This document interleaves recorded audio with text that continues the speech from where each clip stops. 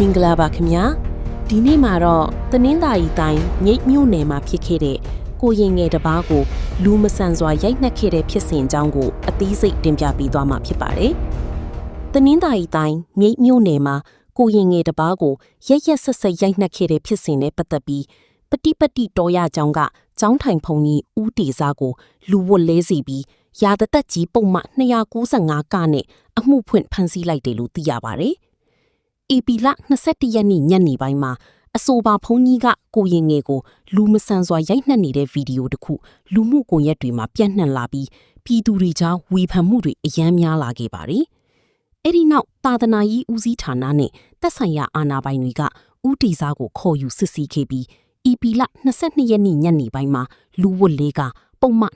295ကနဲ့အမှုဖွင့်ဖမ်းဆီးလိုက်တာလို့သိရပါတယ်။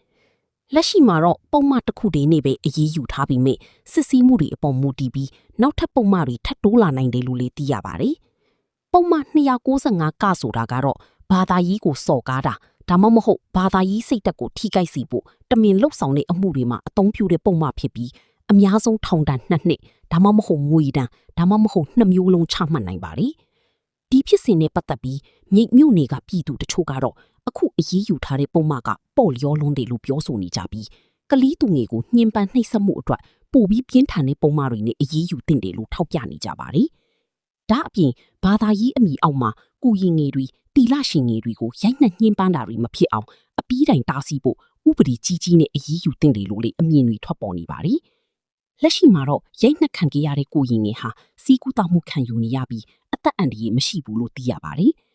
ဒီဖြစ်စဉ်နဲ့ပတ်သက်ပြီးနောက်ထပ်ဘလို့အရေးယူမှုတွေဆက်ဖြစ်လာမလဲဆိုတာကိုဆက်လက်စောင့်ကြည့်ရမှာဖြစ်ပါတယ်။နောက်ထပ်သတင်းအသစ်တွေကိုလည်းဆက်လက်တင်ပြပေးသွားမှာဖြစ်လို့ channel ကို subscribe လုပ်ပြီးစောင့်ကြည့်ပေးကြပါဦး။ကျေးဇူးတင်ပါတယ်။